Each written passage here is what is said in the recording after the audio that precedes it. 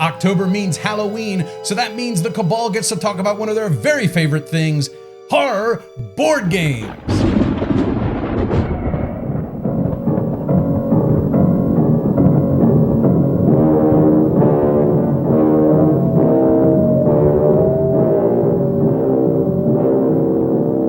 We're talking about horror board games. The three of us are gigantic horror fans, horror movie fans, horror game fans, horror role-playing game fans. Heck yeah. Everything about horror we love. So Halloween is our time of year. That's right. It is. You know who my favorite villain in role-playing games is? What's that? Lord Soth. Lord Because Soth? he's from Dragonlance, my favorite realm. Mm-hmm. And he got sent to Ravenloft, which That's is a right. horror-themed role-playing environment. That's right. Fantastic. He was an undead. He was a death knight. He was an undead knight that was the domain lord of one of That's Ravenloft's right. coolest domains. Yes. Oh, so And he good. has a giant bucket on his head. All the knights back in the day had giant buckets on their head. So we're going to focus specifically on board games today, horror board games. And the thing about horror board games that I find, at least particularly, I was going through the list of BGG has a tag that if you go to a horror board game, there's a tag under the categories that says horror. If you click that, it filters the list by all the games that have the tag of horror. So I'm going down that list and I'm looking at all the games and I'm like, yeah, there's some great games on the list. But a lot of them, I just don't feel much horror coming off of them. Yeah. I think there's a difference between a game that is themed on a horror theme and one that actually gives you a sense of tension. It's That's hard right. to, I think we talked about this on the show before. It's hard to capture that in a board game because you're playing it in a safe environment and it's on a table. It's not like you're watching a movie where the lights are off and you're engrossed in the film. It's a board game. It's hard to get that tense feeling that you need from a horror game. And that's why I think our lists are very difficult to come up with. Sure. I like, we said horror theme and I was like, oh man, I got this. Yeah, right. And then I started going through my list and I'm like, wow, you know what? It's about like, It's about monsters. it's about zombies. It's about ghosts. But is it really horrifying? It's like No. Zombicide, for example. Like when you take a game like Zombicide, Yeah. Zombicide, in my opinion, is more like an action game. You know, It it's is. than it is Yeah. a horror game. Even though there's a horror theme, and of course you'd watch like a show like The Walking Dead, it would be a horror TV show. And that's really what Zombicide's sort of based on in a sense. It just feels like an action game rather than a horror game. I get the horror theme when I'm the last guy running around the board being chased by all the zombies. Sure, yeah. But unless that happens, it's just an action game. Yeah, I think it's really hard to have a scary board game because a lot of movies rely on cheap tricks, if you will, like Jump scares. Jump scares. Sure. Thank you. Yeah. That's not possible on a board unless you have like a Jack-in-the-Box on the table and it randomly goes off. What kind of, how That's cool would a called game? That's called Pie Face. How cool would a game be, a horror game, if it had like jump scares in it somehow? Right, that'd be crazy. God, could you Maybe there's an imagine? app and you're all leaning in on the app and then something comes up. Well, I'll tell you that has happened. There is the game Atmosphere. Oh yeah. Yep. And Nightmare was the original sort of version of that. Yep. And when you're playing that game, it's a DVD game, right? So there's all this weird color and smoke and clouds on the screen. And while you're playing this board game where you're trying to collect keys and going around the hell and trying to collect keys and stuff to open gates or whatever, every now and then there'll be this extremely loud crack of thunder and this creepy dude will come on the screen and start making fun of you and yelling at you. Now, we've had many times when the jump scare of the thunder and the guy coming on the screen hollering at us has made everybody in the room go, whoa! Yeah, that's right. The guy from Atmosphere always reminded me of Brain Guy from Mystery Science Theater. I don't know if you guys have seen that, but he's very pale and bald and Is the he's got a gatekeeper. cloak. It's creepy. Yes. It's like it's so ridiculous, but yeah, it's a jump scare. The They're gatekeeper ridiculous. will send you to the black hole. Yeah. But again, that game relies on a television for Sure. the jump scares. Yeah, exactly. So it's just like watching a movie. So really, a board game in general just needs to be creepy. It has to give Sure, you that it's sense of unease. And really that boils down to theme and story and, in a sense, gameplay. Sure, yeah. But man, it's so hard. It's so hard. It is. It's difficult.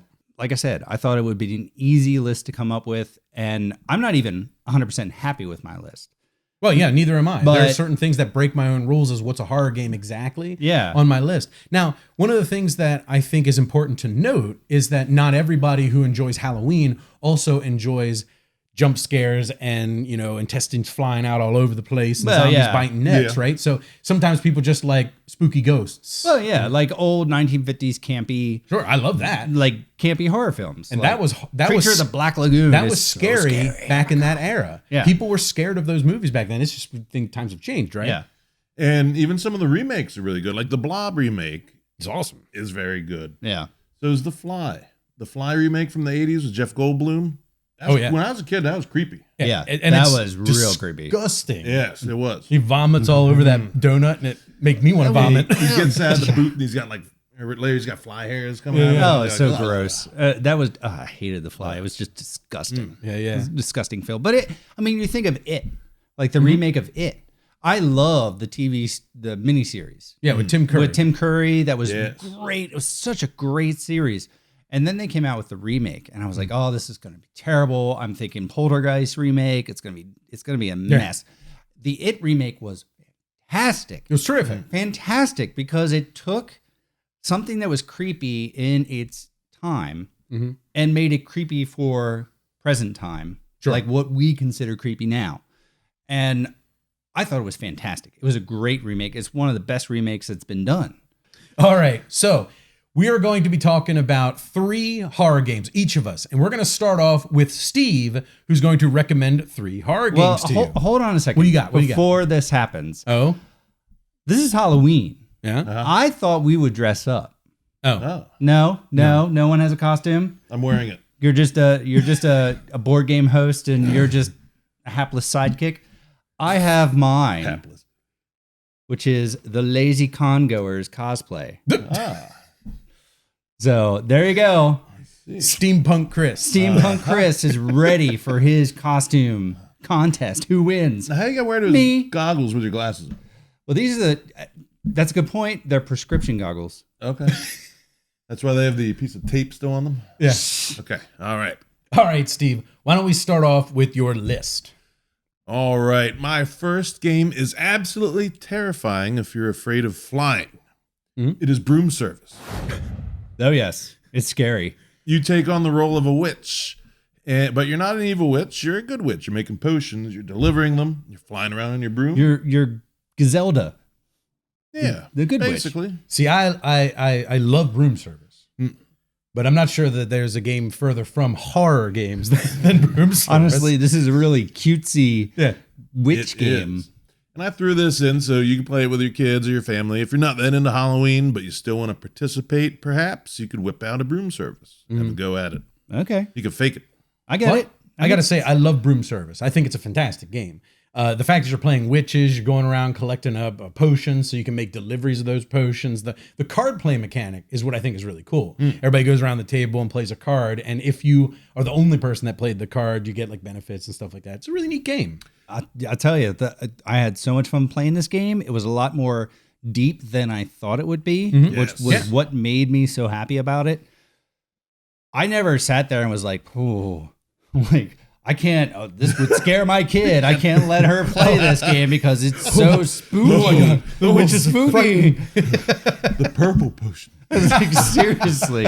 All right, but no, it's got a witch in it. I guess thematically, it could be considered a horror game. All right, I get what you're going at, Steve. Sure, why not? Good game, All though. right. So, yeah, it is a good game. It's deceptively strategic. When you sit down, you're like, oh, this is some dumb game, but then you get to think about it a lot. I do believe that Broom Service won the Spiel des Jahres, or was it a nominee? I can't remember which. I don't remember Off the which. top of my head. Sadly, Tony is not here because we could ask him and he could tell us that he doesn't Because he remember knows either. all the news that he reports on. Oh, yeah. He's, But I know it Mine's was like a up sin. for It was- something. It was definitely a nominee for Spiel Yes. des Jahres, and I don't remember if it got it. And I will- Kenner Spiel des Jahres, actually. and I will say it deserved it because exactly like we've said, it is much more strategic than it appears on the surface. Sure, for sure. so, I recommend Broom Service. I think you should check it out. It's not going to terrify you, but it's a good game. Oh, wait till my list when I have Nuns on the Run because that's a terrifying game that you can play with your kids. Well, that would count because don't they have the Necronomicon in that? Is one yeah. of the items or something? Yes. Book of Spells or something. Yeah. Anyway, Now, my second game is one of the first games I got, one of my favorite horror-themed games, and it is Betrayal at House on the Hill. Now, I haven't played the expansion Widow's Walk, but I have played the original game and the new one that came out, the reprint.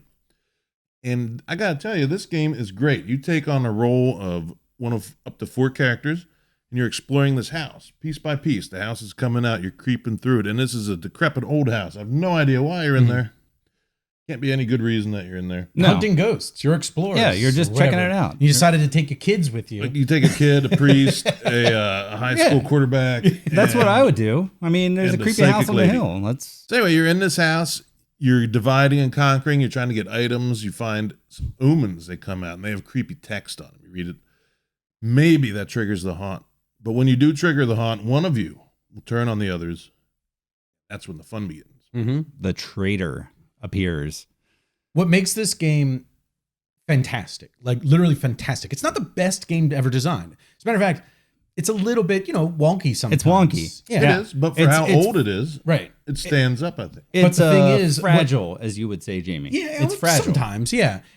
But what makes it fantastic is the fact that it's super easy to play. You can learn it in no time. Yep. Second, there's like 50 haunts. So the game is going to be different nearly every time, unless you get the playing chess against death over and over like we did. Yeah. But you easily figure out how to fix that, right? Like, just ignore it. We got that again. We're just going to ignore it and go on to the next one, right? Pretend we didn't trigger the haunt. Continue. Yep. That's right. Yeah. But it's such an easy to play game.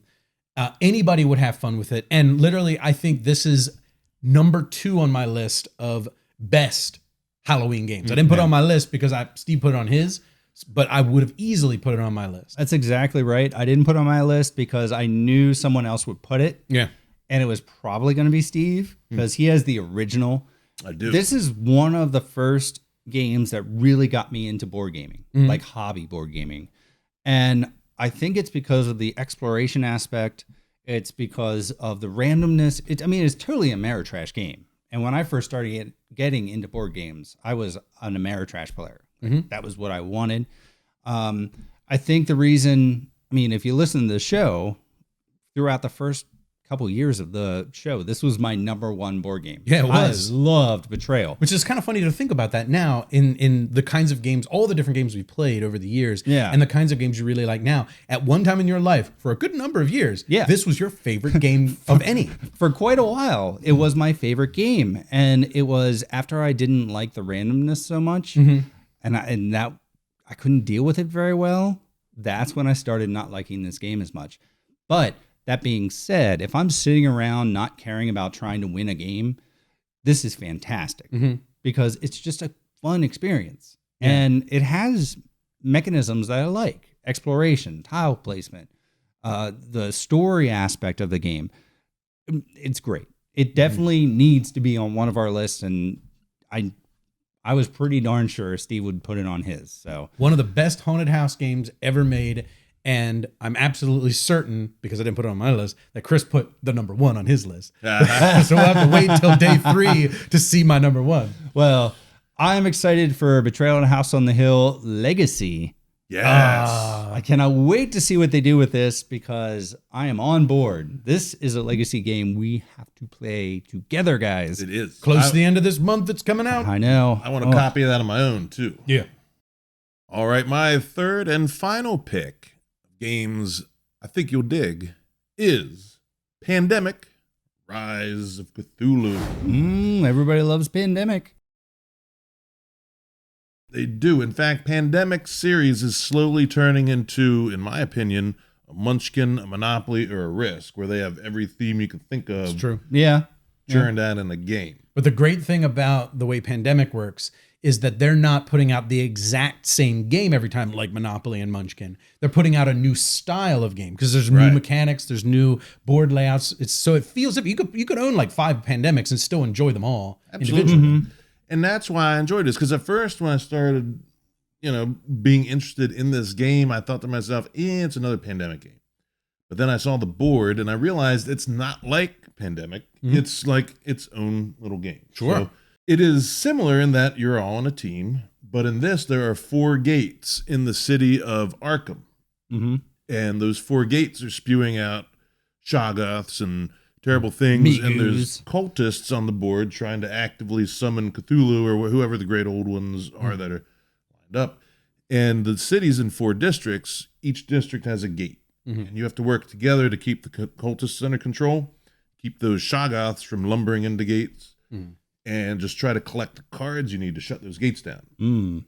Meanwhile, if you're doing poorly, old ones are flipping over on the bottom in a track, and that makes it harder. They'll add some sort of difficulty to the process. So put together, this is a great co-op, and it's a hard co-op. It sounds like a really cool implementation of Pandemic. Yeah. Like the fact that things are flipping over as you play, like the old ones. Yes. That to me seems really awesome. My favorite actual addition to this one is that you will get magic items. Yes. You can get the Necronomicon, you can get cool. relics and things that'll give you like a bonus throughout the game. Now, kind of like Pandemic has the call on the helicopter card and stuff, but these are like relics and magic items that you get and use. It's so neat. Like, it's a really good implementation of Pandemic. And like Pandemic with all the different classes, this has the same thing, but all these different characters. Like in so many of the Cthulhu games, you have like a detective and a reporter and all that. That's in here too, and they all have their own power. Plus, like Jamie said, the magic items, you can try to get ones that pair with your power. Try to, there's a lot going on in this game. And it's great because it's so hard. It's difficult, I think, to make a game that has so many strategic options in customizing your people and have it be difficult. Do they have a hobo?